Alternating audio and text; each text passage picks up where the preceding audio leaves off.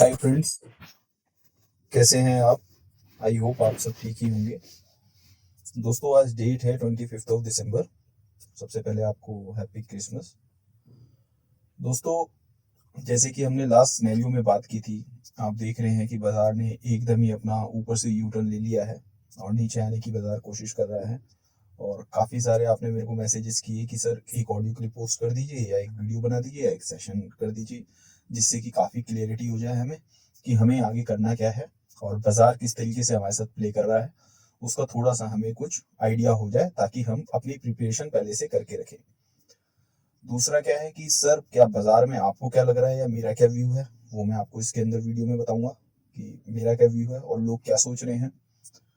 Third जो चीज़ है कि जैसे दोस्तों आपको पता है कि मैं लुकिंग फॉरवर्ड हूँ, मैं आगे की चीज़ों को देख के रिएक्ट करता हूँ प्रेजेंट सिनेरियो के अंदर, प्रेजेंट मार्केट सिनेरियो के अंदर। और जैसे कि दोस्तों आपको पता है कि मैं बहुत पहले से, काफ़ी टाइम पहले से, लगभग लास्ट ईयर अक्टूबर से सितंबर से मैं अपना माल बेच के साइड में बैठा हुआ था और थोड़ी बहुत अच्छे स्टॉक्स में मैं एक्यूमुलेशन कर रहा था। वो तरीका क्या था और उसके करने के पीछे का रीज़न क्या था कि एक्यूमुलेशन मैं कर रहा था उन स्टॉक्स के लिए, उसके बारे में भी दोस्तों मैं आपको बताऊंगा। तो दोस्तों, पहले बात कर लेते हैं कि प्रेजेंट सिनेरियो में क्या चल रहा है। तो दोस्तों, ऊपर ही इस ग्रुप में एक ऑडियो पोस्ट हो रखी होगी क्रूड ऑयल के नाम से। जब लास्ट मेरी आपसे बात हुई थी, आई थिंक एक महीना पहले के आसपास, उसके बीच में मैंने एक ऑडियो क्लिप और पोस्ट की थी आप लोगों को। उस ऑडियो क्लिप पे मैंने आपको ये बताया था कि जब तक मार्केट में अपना सारा पैसा डिप्लॉय मत करना, जब तक दो चीजें क्लियर ना हो जाए। फर्स्ट, चाइना का अनलॉक, कि वो अनलॉक हो चुका है, चीजें सारी की सारी कंट्रोल में है और वहां से आपको देखना है कि क्रूड ऊपर जा रहा है या नहीं जा रहा, कंजम्पशन बेसिस के हिसाब से, क्योंकि डिमांड क्रिएट हो गई क्रूड के अंदर अगेन। और आपको पता है कि हमारी इकोनॉमी की जो सबसे बड़ी एनिमी है, हमारी इकोनॉमी को जो सबसे ज्यादा हर्ट करता है, वो है क्रूड ऑयल, क्रूड ऑयल का भाव। ठीक है दोस्तों। उसके बाद उसी के अंदर एक मैंने और आपको चीज कही थी कि अगर अनलॉक होता है और वहां पे स्प्रेड होता है बहुत ज्यादा, तो कहीं ना कहीं वो इंडिया को भी पैनिक क्रिएट कर सकता है। इंडिया के अंदर मेडिकल इशू, अब यहाँ क्रूड तो आया नहीं, लेकिन मेडिकल इशू आ जाएगा, जिससे कि मार्केट में रिएक्ट लोग करना स्टार्ट कर देंगे। क्योंकि आप ये बात अच्छे से जान लीजिए कि 4 करोड़ जो लोग थे पहले इस स्टॉक मार्केट में, जो ट्रेडर जिनसे मिलके मार्केट बनता था, अब उनकी जो संख्या है वो 9-10 करोड़ के आसपास पहुंच चुकी है। तो ये जो 6 करोड़ लोग जो है वो न्यूबीज हैं, न्यू लोग हैं, वो न्यू कमर है। अब उन्होंने मार्केट की साइकिल्स नहीं देखी है, मार्केट के बिहेवियर्स को वो रीड नहीं कर पाते हैं, मार्केट की साइकोलॉजी को वो नहीं समझ पाते हैं कि मार्केट में एक्चुअल में होता क्या है। उनका जो रेफरेंस पॉइंट है, वो रेफरेंस पॉइंट उनका कोविड से ही स्टार्ट हुआ, क्योंकि वो आफ्टर कोविड ही आई हैं।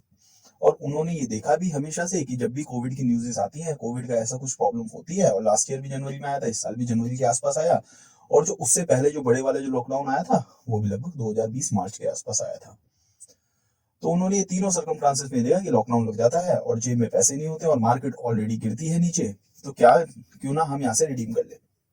जो एक्सपीरियंस इन्वेस्टर्स हैं, उनको ये चीज पता है कि ये बाय ऑन डिप का मामला है, यहाँ पे बाय ऑन डिप करनी चाहिए। लेकिन जो न्यूबीज हैं वो थोड़ा सा पैनिक क्रिएट करते हैं और मार्केट में सेलिंग कर देते हैं।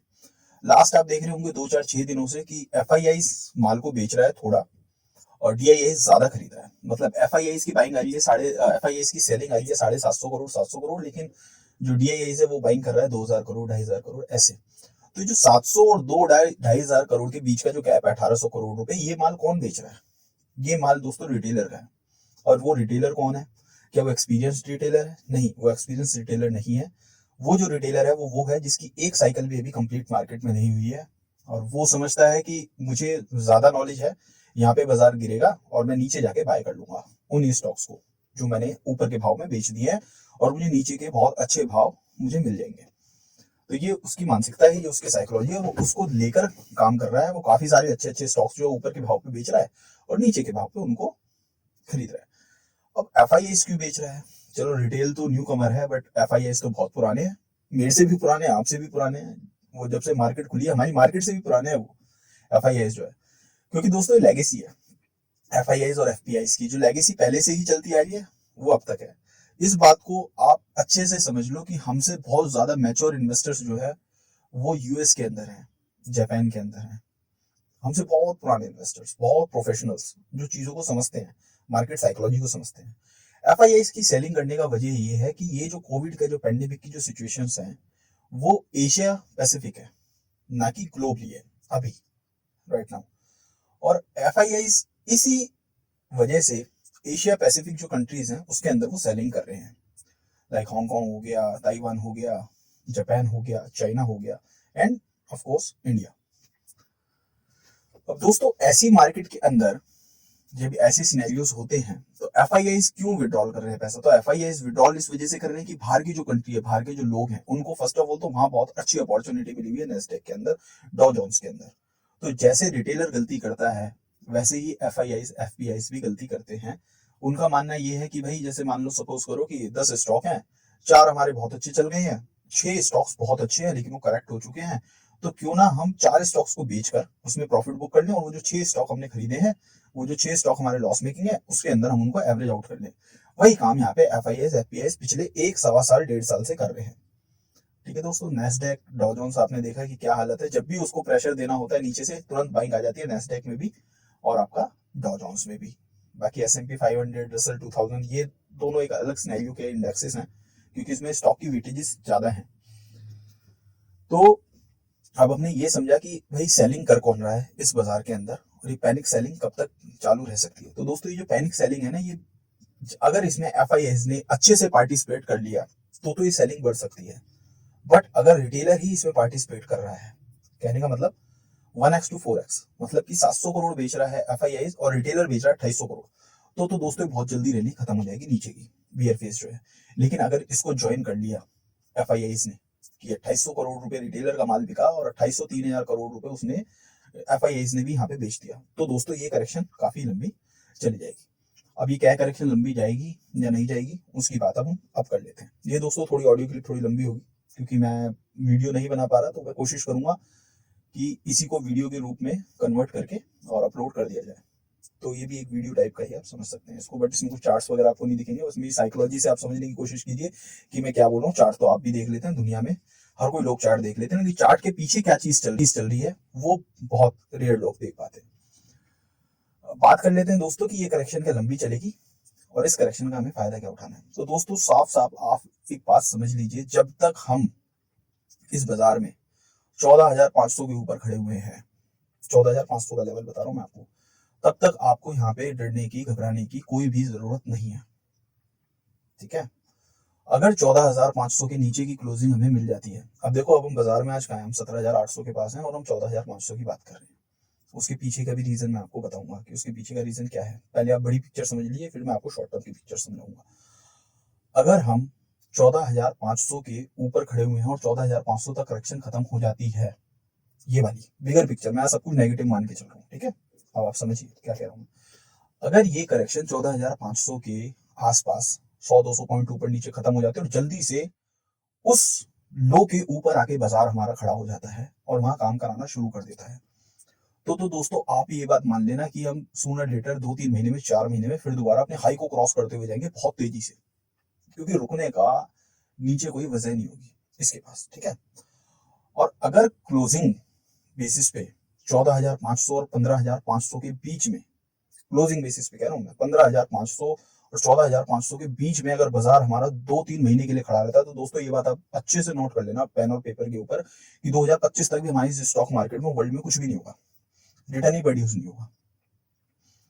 अब फिर मैं आपको बता देता हूं कि अगर हमारा बाजार ये करेक्शन करता हुआ नीचे आता है और 15,500 का लेवल भी काट देता है, 14,500 तक जाता है और टच करके ऊपर आके खड़ा हो जाता है 15,500 की जोन में, और वहां पे कुछ हरकतें करना स्टार्ट कर देता है और ऊपर के लेवल पे चलना स्टार्ट कर देता है, ठीक है दोस्तों, तो बाजार बहुत तेजी से रिकवर करेगा और ऊपर आके खड़ा हो जाएगा और अपना हाई वाई सब काटता हुआ निकल जाएगा, और ये 22,000 23,000 की रैली को जोन को ये टच करेगा।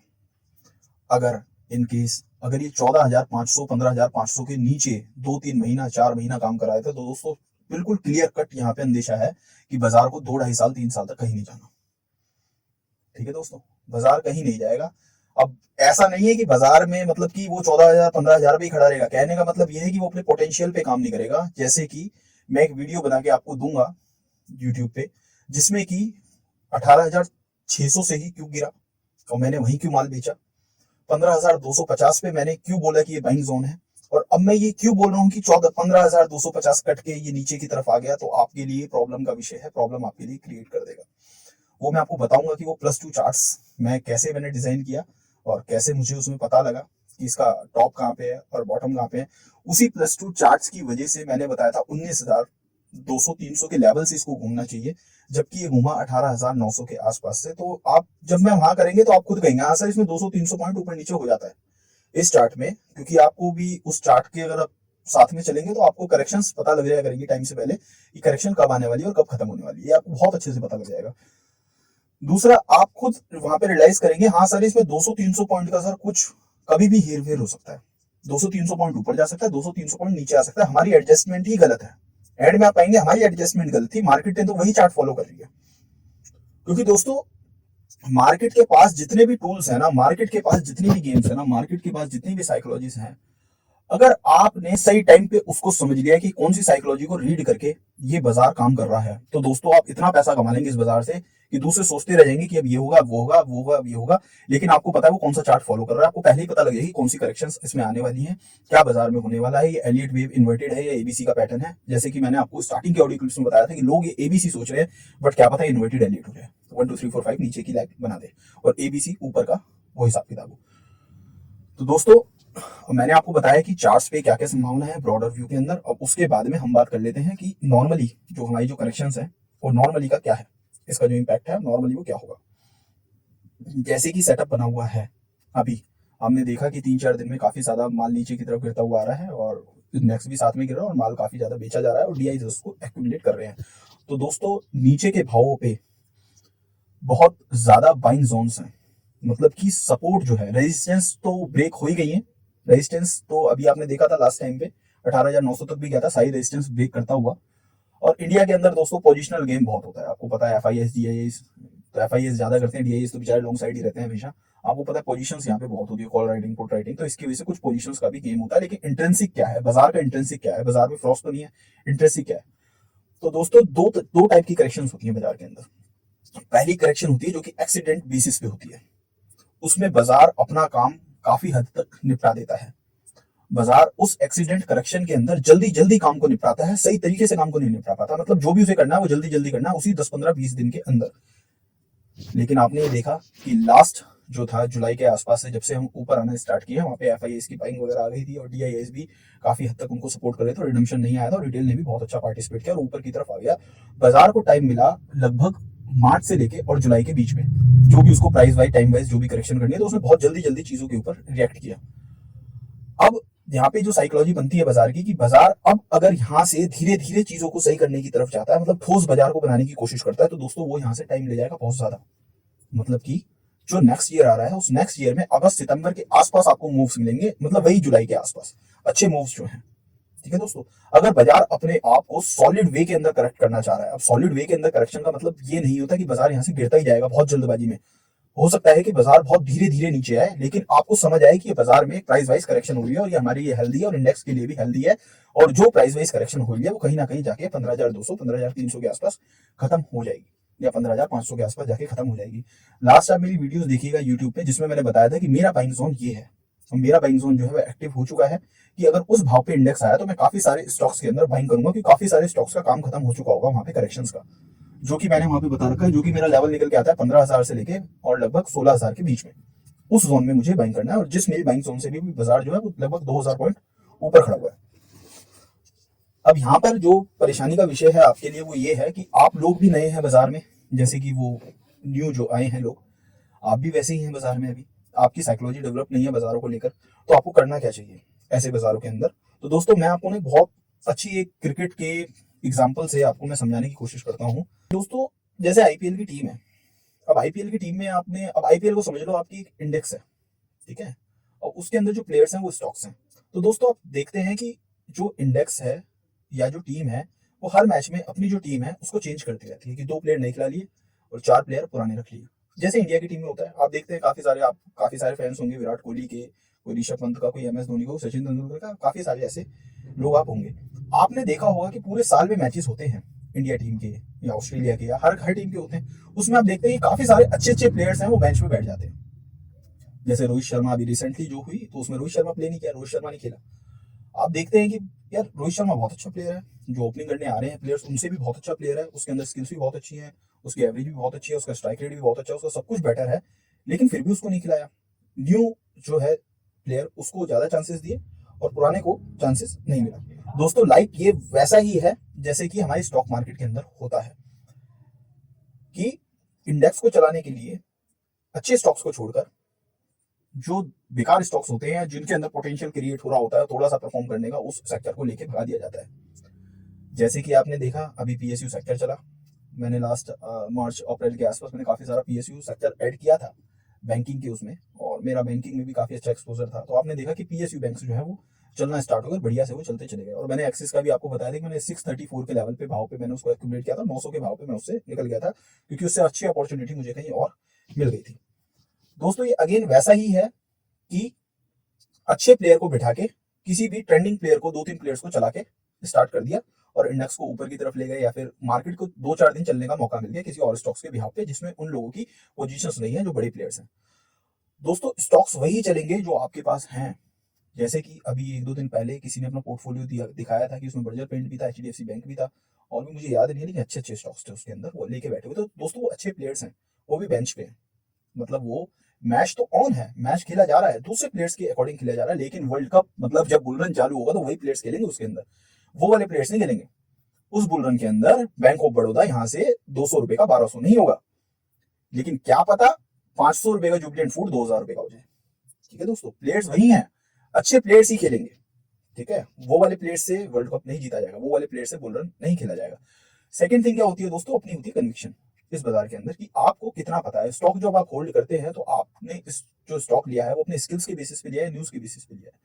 अब हमारा जो इन्वायरमेंट है ना दोस्तों, अब जब हम करते थे ना 2006 2007 8 9 10, तो दोस्तों न्यूज़ का जो फ्लो होता था ना वो हम तक पहुंचने में बहुत टाइम लगाता था, हमें पता नहीं होता था क्या होने वाला है। हमारे सामने एक सिंपल सा चार्ट होता था, हम उसके ऊपर एनालिसिस करते थे और उस पर काम कर देते थे। दूसरी बात, स्टार्टिंग से ही पेशेंस बहुत थे, जो पुराने इन्वेस्टर्स हैं वो आज भी पेशेंस की गेम खेलते हैं। अब यहाँ पे बात आ जाती है पेशेंस की, मैं हमेशा कहता हूँ पेशेंस इज द की। दोस्तों अगर मैं आपको स्टॉक्स के नाम भी बता दूंगा ना, उन स्टॉक से मैं may be 10 CR 20 CR 50 CR 100 CR भी कमा लूं, लेकिन दोस्तों आप उसे 10-20 लाख रुपए बेच के निकल जाएंगे, क्योंकि मैं सब कुछ आपको दे सकता हूँ लेकिन वो पेशेंस नहीं दे सकता।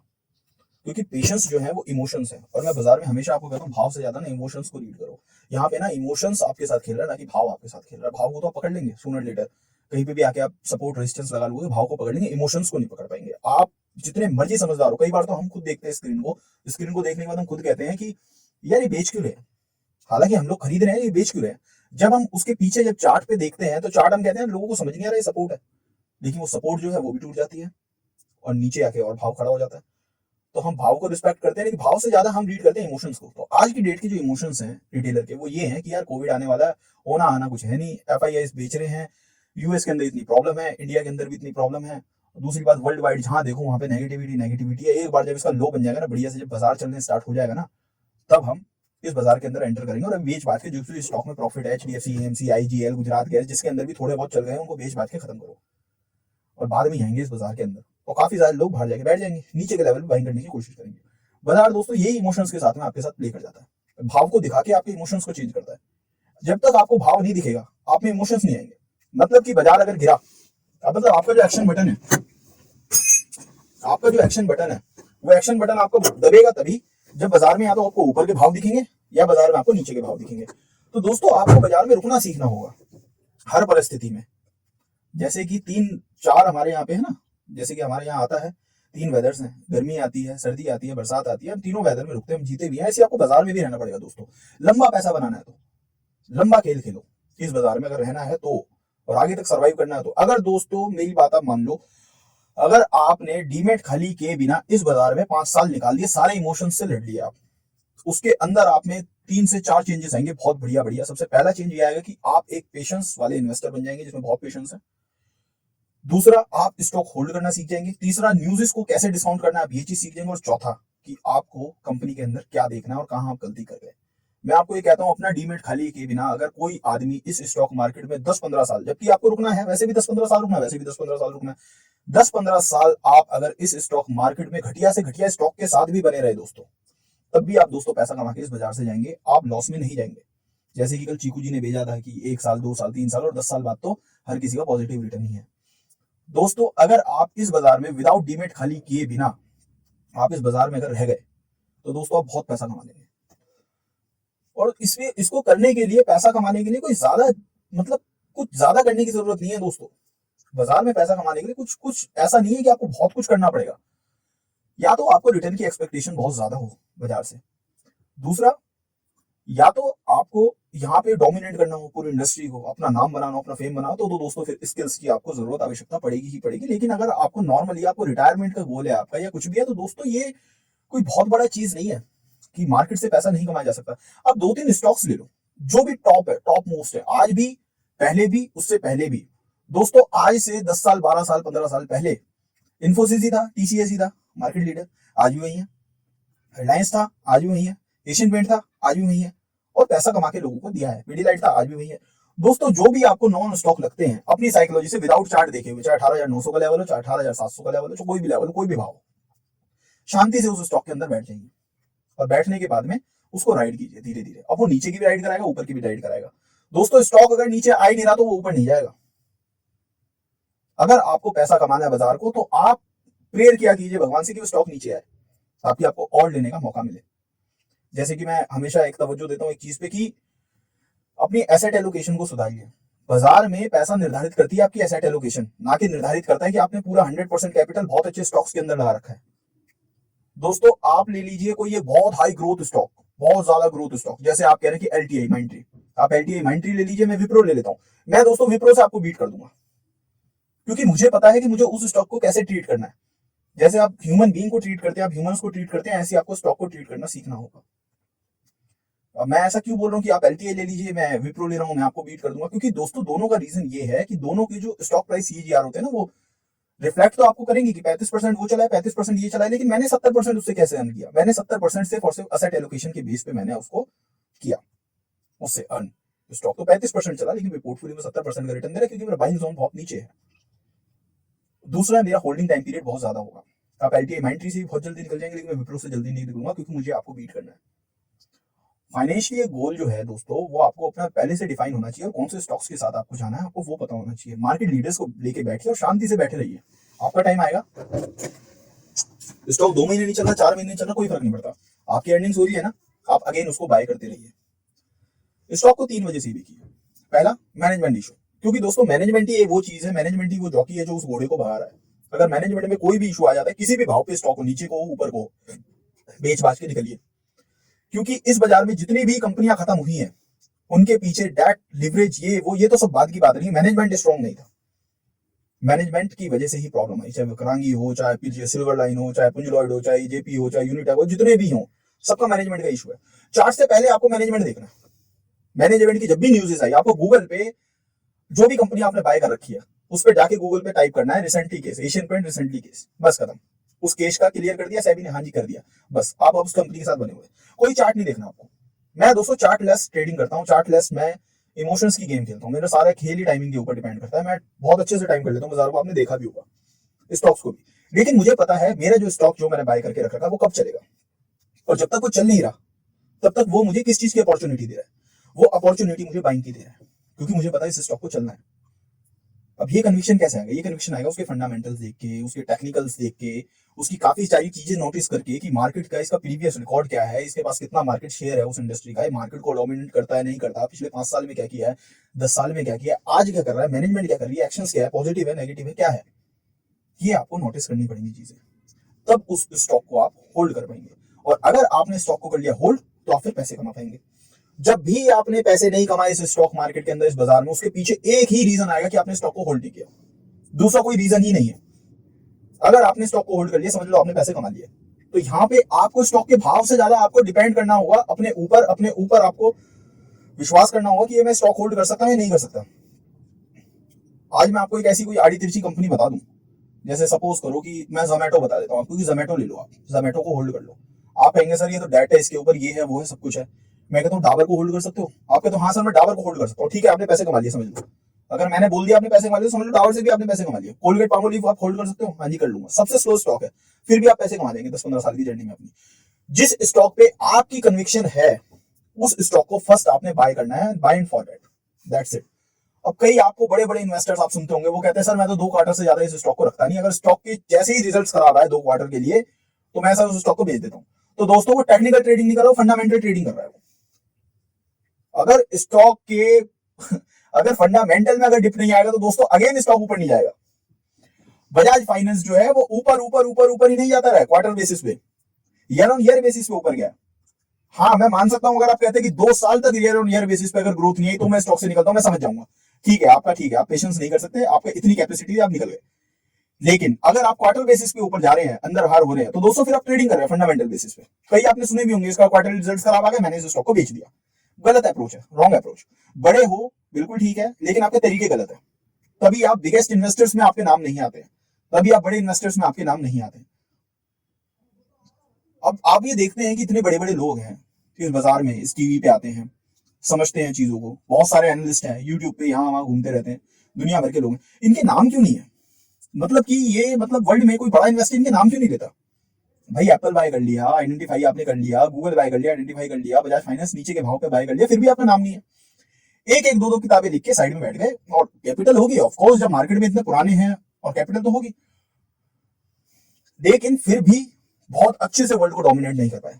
उसके पीछे एक रीजन सिर्फ ये था कि पेशेंस। नो डाउट कि इनमें पेशेंस नहीं है, इनमें पेशेंस है दोस्तों, लेकिन दोस्तों ये अर्निंग्स के पीछे भागते हैं, ये रिटर्न के पीछे भागते हैं, तभी ये पैसा नहीं कमा पाते।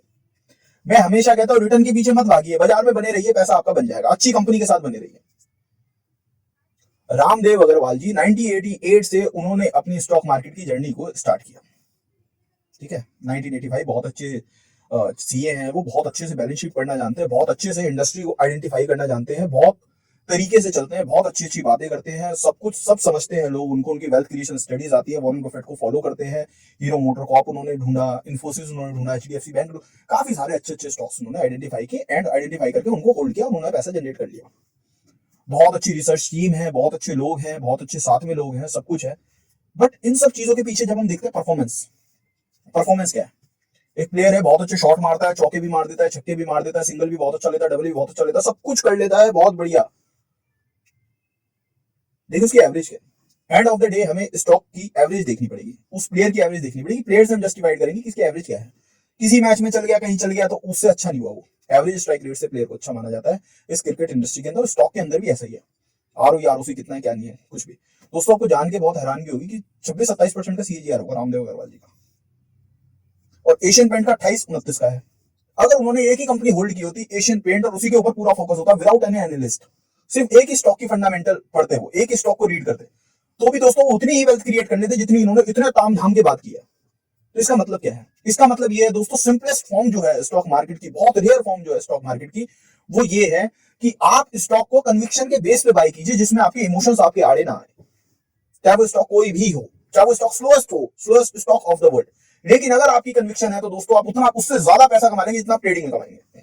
ये मैं आपको एक बॉन्ड पे लिख के दे दूंगा, स्लोएस्ट स्टॉक आपको उतना पैसा कमा के दे देगा जितना आप ट्रेडिंग में कमाएंगे, क्योंकि वहां पे जाने के चांसेस बहुत कम है, क्योंकि अगर मार्केट में पैनिक आएगा आप उसको बाय करेंगे, ना कि उसको सेल करेंगे। और दोस्तों अगर आपने किसी स्टॉक को सेल किया इस स्टॉक मार्केट के अंदर, तो आप ये बहुत अच्छे से समझ लिया आपने एक अपॉर्चुनिटी को मिस किया है, अपॉर्चुनिटी के साथ में आपने उस टाइम को वेस्ट किया है, क्योंकि आपने स्टॉक से कितना सीजीआर रिटर्न कमाया, आपने कमाया उस स्टॉक से सीजीआर 2 साल अगर आपने होल्ड किया तो 30% कमा के निकल गए। लेकिन अच्छी जर्नी उस स्टॉक की तब स्टार्ट हुई जब 200-500% चल चुका होगा, 2-5 गुना हो चुका होगा आपका पैसा, तब वो आपको पैसा कमा के देना शुरू करेगा। अब ऐसा पॉसिबल नहीं है कि आपने स्टॉक को बाय किया और वो 200-500% हो गया एक साल में। वैसे वाले हैं इस बाजार में, वैसे वाले तो मैं पकड़ता हूँ जो एक साल में 1000 गुना हो गया, मतलब 1000% चल गया, 10 गुना हो गया, 12 गुना हो गया, 5 गुना, 10 गुना, ऐसे वाले स्टॉक में पकड़ लेता हूँ।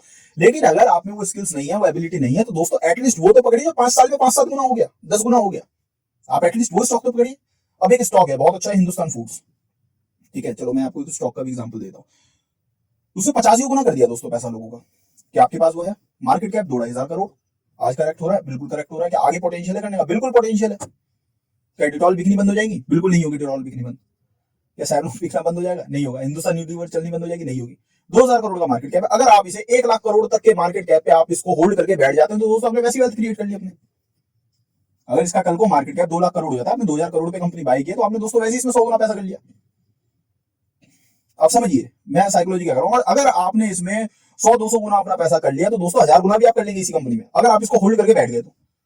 अब मैं ये नहीं कह रहा सारा पैसा एक ही कंपनी में डाल दो, मैं ये कह रहा हूं आपने सपोज करो आपने 2 कंपनी ले ली मोटा मोटी, एक कंपनी हो गई 0 और एक कंपनी हो गई 10 गुना, आपने 1-1 लाख रुपए दोनों कंपनी में लगाए थे, तो आपने दोस्तों 10 लाख रुपए कमा लिए 10 साल में, 10 गुना कर दिया स्टॉक। कितना सीएजीआर हुआ? 26%, 26% का सीएजीआर, जबकि आपका 1 लाख तो मिट्टी हो गया, फिर भी आपने 26% कमाया। इंडेक्स ने कितना दिया? 15%, मार्केट को बीट कर दिया। 2 स्टॉक से भी मार्केट को आप बीट कर दोगे।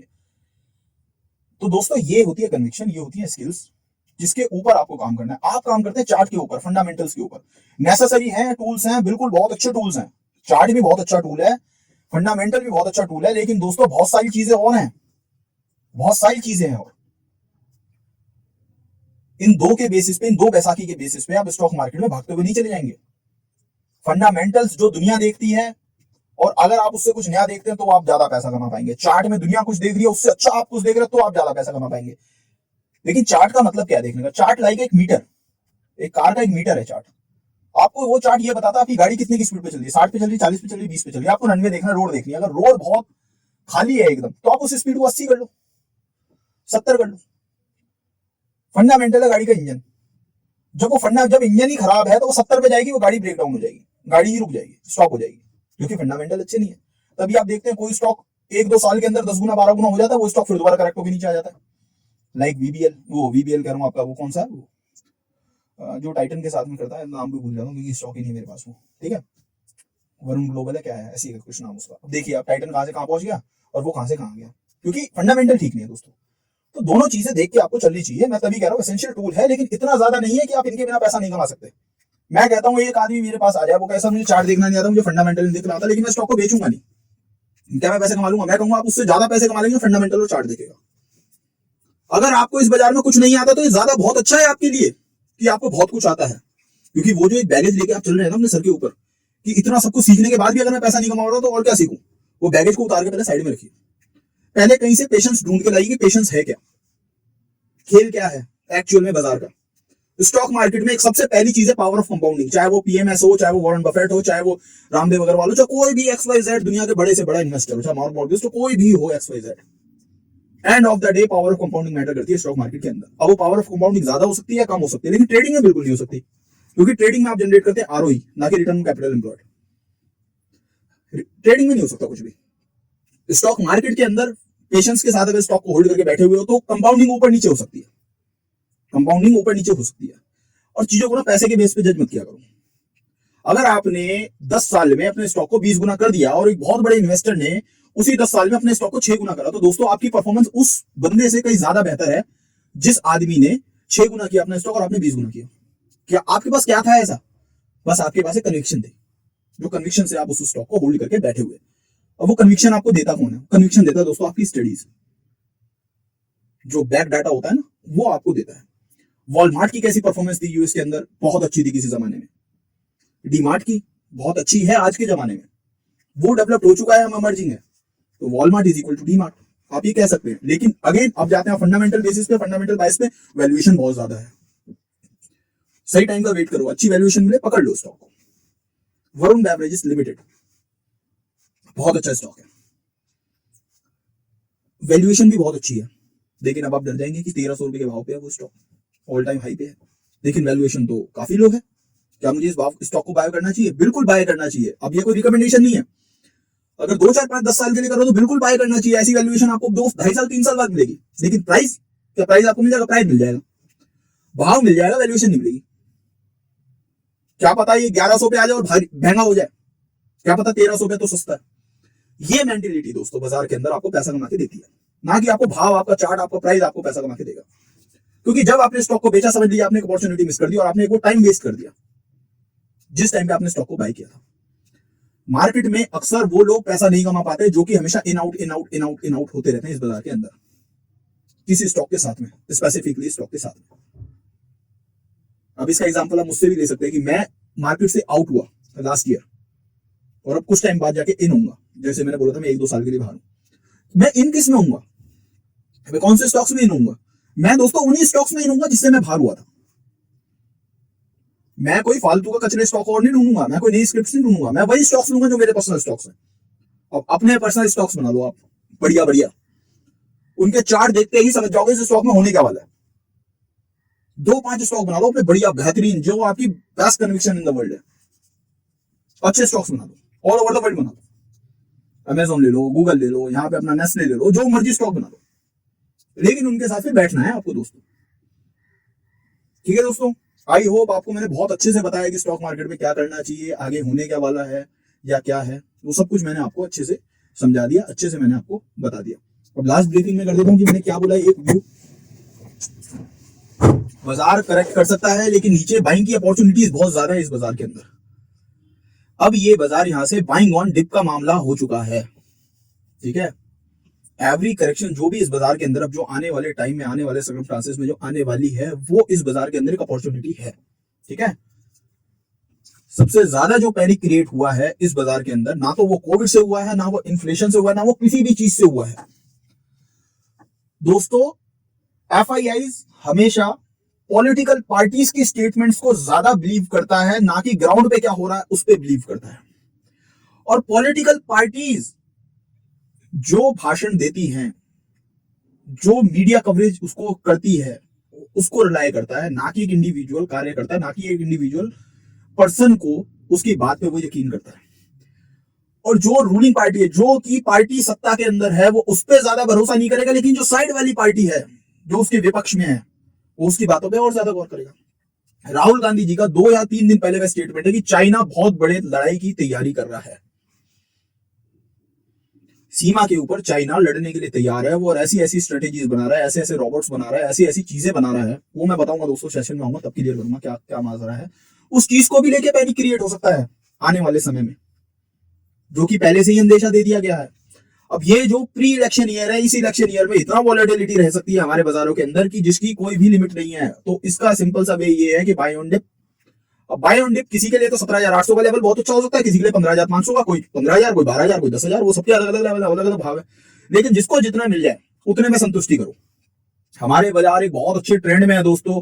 अब ये ट्रेंड कब टूटेगा, वो जो मैं आपको बताने की कोशिश कर रहा हूँ कि +2 चार्ट्स में क्या होता है, वो आपको बहुत टाइम बाद पता लगेगा। लेकिन हमारे जो चार्ट्स हैं आज की डेट में एक अपर चैनल के बेसिस के हिसाब से हमारे स्टॉक प्राइस भाग रहे हैं, स्टॉक प्राइस रन कर रहे हैं, तो दोस्तों बहुत अच्छी अपॉर्चुनिटी है यहां तक। तो अब वो लेवल कौन सा है जो ब्रेक हो गया फिर दोबारा हमारा इंडिया अंडर परफॉर्म ही करेगा, वो है दोस्तों 14,500 का भाव।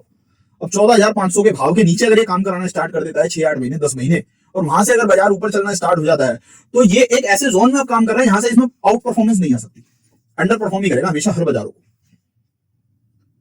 अब क्या वो 14,500 से 16,000 हो जाएगा, 17,000 भी होगा, 18,000 भी होगा, अपना हाई भी काटेगा, लेकिन अंडर परफॉर्म ही करता रहेगा दोस्तों। ये होता है प्रॉपर टेक्निकल एनालिसिस, जो कि भाव ने आपको बता दिया, भाव ऊपर भी चला गया फिर भी अंडर परफॉर्म करेगा, क्योंकि माइनस नेगेटिविटी जोन में आपका इंडेक्स काम कर रहा है या पॉजिटिविटी जोन में आपका इंडेक्स काम कर रहा है, +2 -2 डिविएशन। हमारा इंडेक्स जो है 2010-2011 से लेकर 2020 तक हमारा -2 डिविएशन में काम कर रहा था। हमारा इंडेक्स 12,700 का लेवल कट के ये प्लस टेरिटरी में आया, +2 डेविएशन की टेरिटरी में ये स्टॉक आया। अब ये +2 डेविट जो इसकी जो वो है, +2 की जो इसकी जो ट्रीटी है जहां पे ये रुका हुआ है, उसका जो भाव जो नीचे का निकल के आता है, जो मिडिल लाइन जो है वो 14,500 के आसपास आती है यहीं पे, उस स्टैंडर्ड में, वो डिविएशन में वो 14,500 आती है। 14,500 से नीचे फिर नेगेटिव टेरिटरी है, फिर उस नेगेटिव टेरिटरी के अंदर ये चला गया, तो स्टॉक चलेंगे, भाव चलेगा, सब कुछ चलेगा, लेकिन अंडर परफॉर्मेंस जारी रहेगी इन बाजारों की। क्या ये वहां पे आ सकता है दोस्तों? बिल्कुल, मैंने कहा ना आ सकता है। अब क्या वहां से हमारा इंडेक्स चलेगा? इंडेक्स भी चला करेगा, सब कुछ चलेगा, लेकिन वो माइनस टेरिटरी है। जो कह रहे हैं father of all bull market या बाजार बहुत अच्छा है, बिल्कुल अच्छा है, लेकिन किसी पे भरोसा ना करते हुए आपको जो मैंने ज्ञान दिया यहाँ पे 20-25 मिनट 30 मिनट का, आपको उसको फॉलो करना है। इंडिविजुअली स्टॉक को आपको फॉलो करना है और उसमें मस्त रहना है। ईयर ऑन ईयर बेसिस पे जाएंगे तो ज्यादा अपॉर्चुनिटी है पैसा कमाने की, ना कि क्वार्टर टू क्वार्टर बेसिस पे आप जाएंगे तो ज्यादा अपॉर्चुनिटी आपको इस बाजार में पैसा कमाने की। दोस्तों मैं चार्ट देखता ही नहीं, मुझे अभी मैंने ये ऑडियो क्लिप बनाने से पहले देखा कहां पे 17,800, क्योंकि मुझे पता है कब मुझे जाके नेगेटिव होना है, मुझे कब जाके अपने स्टॉक्स को डिफेंसिव करना है, कब जाके मुझे अपने स्टॉक्स को एग्रेसिव करना है, मुझे ये पता है। क्या ऐसा आपके साथ कुछ हो सकता है आने वाली लाइफ में कि आप भी ये सब चीजें प्रिडिक्ट कर लें? बिल्कुल हो सकता है दोस्तों, लेकिन उसके लिए आपको पढ़ना पड़ेगा, स्टडी करनी पड़ेगी। पढ़ते रहिए, चीजों को समझिए, अच्छी चीजों को, अपने ब्रेन को ना अच्छा फूड दीजिए, अच्छी चीजें पढ़िए, अच्छी चीजें समझिए। लेकिन ये जो ट्रेडिंग वगैरह, ये जो वेज है ना दोस्तों, ये तो एक इमोशंस की गेम है। बेच दिया, खरीद दिया, ऊपर आ गया, नीचे आ गया, 20-25% कमाए, ये वो आरओई जनरेट किया आपने, लेकिन वो दम नहीं है आपके अंदर, अच्छा पैसा नहीं कमा पाएंगे। सोते हुए 1 करोड़ के 50 करोड़ कर लिए और पूरी जिंदगी परेशान रहे, पूरी जिंदगी दुखी रहे और 1 करोड़ के 30 करोड़ भी नहीं कर पाए। बस पूरी बातों का सार ये यहाँ पे ये है, पूरी जिंदगी दुखी रहोगे, 1 करोड़ के 30 करोड़ भी नहीं कर पाओगे। शांति से मस्त रहो, अपनी लाइफ को एंजॉय करो, 1 करोड़ के 100 करोड़ भी कर लोगे इस बाजार में। यहाँ ज्यादा हाथ पैर मारने की कोशिश मत किया करो दोस्तों, पैसा कमाने के लिए मस्त अपना बैठा रहो। एंड ऑफ द डे पैसा ही कमाना है ना, चाहे वो ट्रेडिंग से, चाहे फ्यूचर से, चाहे ऑप्शन, कैसे भी करके आप पैसा कमाओ, कमा तो पैसे ही रहे हो ना। जब शांति से पैसा बन रहा है तो उस चीज पे ध्यान दो ना, जहां शांति से पैसा बन रहा है मस्त बैठे रहो अपना शांति से। ठीक है दोस्तों, चलिए आई होप आज आपके लिए बहुत बड़ी ऑडियो क्लिप है आज तक की जो मैंने दी आपको। ठीक है, इसको सुनना, समझना एंड एंजॉय करना। ठीक है दोस्तों, ओके, अपना ख्याल रखिए।